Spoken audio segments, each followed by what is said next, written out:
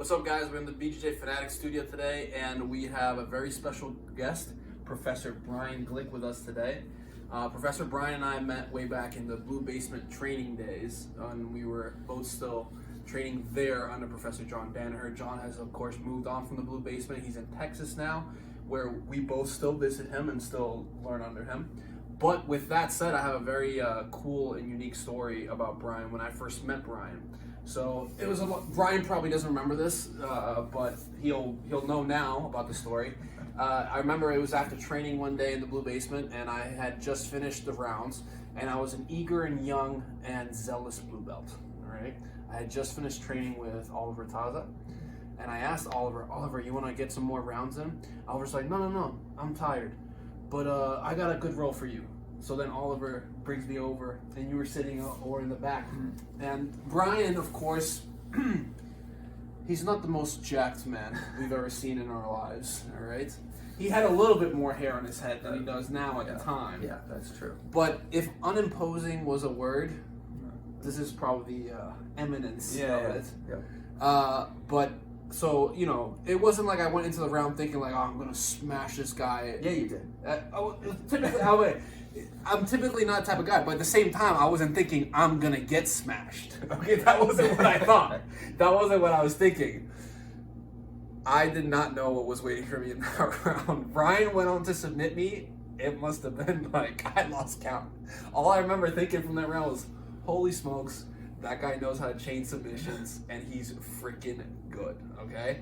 And of course, over the years, I kept training with Brian in the Blue Basement here and there, and he never ceased to amaze me, his ability to just chain submissions one with another. He has so many other skills as well, but that was more than anything else something that really stuck out to me with your training style, and I really liked it. Yeah, thanks. That was the beginning of a wonderful friendship that continues to this day, and frenemies. Yeah, we're definitely frenemies. Yeah. And you know, I think people know you from your uke work and from the channel, but you know, I was when you were coming down in the basement, you were not that deep into jiu-jitsu yet, right? No. I mean, you hadn't been trained that long, and I was always, you remember this, but like Placido was always someone I looked forward to seeing and sought out as a partner. Whenever he was there, I knew I was going to have a good training. I knew I was going to have a good role. I was going to be safe, but at the same time, I wasn't going to be safe. You know, I was going to be safe because I wasn't going to get injured, but I wasn't safe. I wasn't safe because I knew that, you know, you knew how to attack. You knew how to,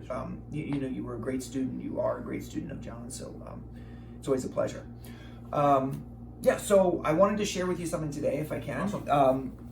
We've been talking about, you know, body locking and body lock passing. And a lot of times, you know, the clamp is something that John taught me way back in the beginning when I first started training, and it's something that I've used forever. I still use to this day. I think it's a great tool for people who are either not that fast or when their partner's a lot bigger than them and they feel like, you know, they need some attack options.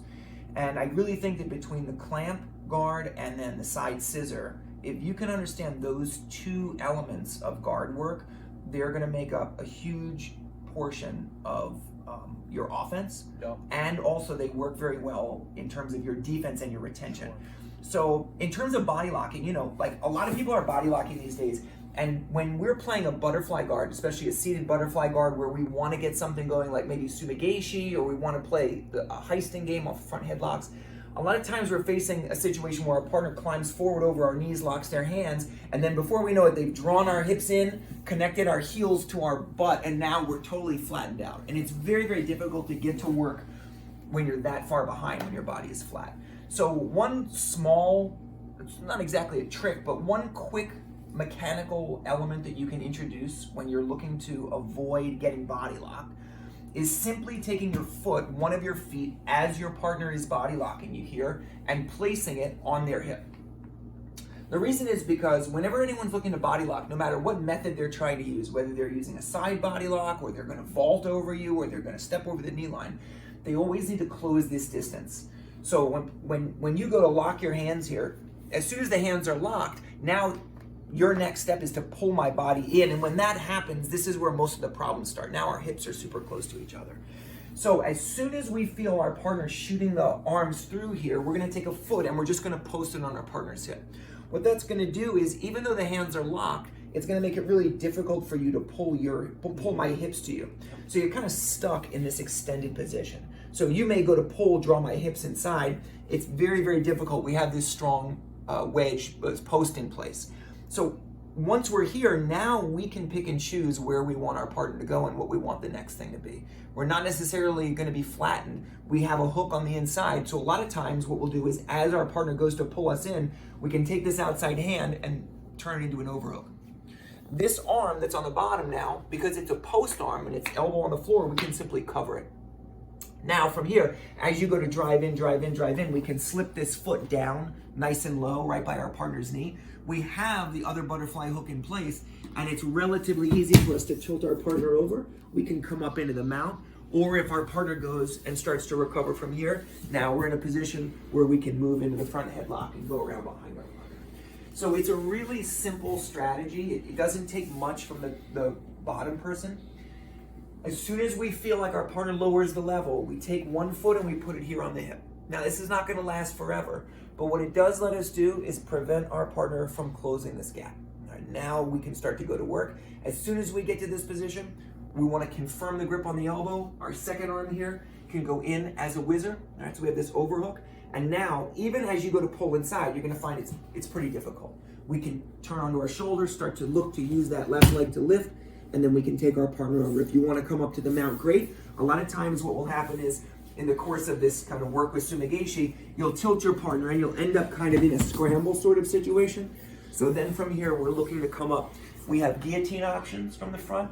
We have options for other kind of figure four strangles, or one of our favorites is to head around behind our partner, put our partner between our knees, and then go to break them down. So, this is something that I really like, because it's not too involved, it's not too mechanically difficult. It just requires a little bit of timing, awareness, and a sense of when to do it. Yeah, So. I love it. Guys, Brian has a YouTube channel. What's the name of the YouTube channel? Just Brian Glick. Yeah, I think if you look for, I think so. Yeah. I'm not sure, but So, yeah. Brian Glick, has a YouTube channel. It's called just his name, Brian Glick. We'll put the link down below. How about that? I'll put the link in the description, and you can go ahead and check that channel out. It's got a ton of great content. I find myself watching it often, believe it or not, to get some good information out of it. And one additional thing I do want to say about Brian is, I've had the pleasure of rolling with Professor John, not a ton, but a few times whenever his body has allowed him to. And I will say, out of all his students, I'd say the one that most closely resembles John's game and style is probably Brian. I've had the good pleasure over the years of rolling with a lot of John's top students, but like I said, from rolling with John and then also rolling with Brian, I see them two having the most similarities as far as like style goes. So take that as you may. All right. Thanks so much for being here, Brian. Thank you. All right. Thank you.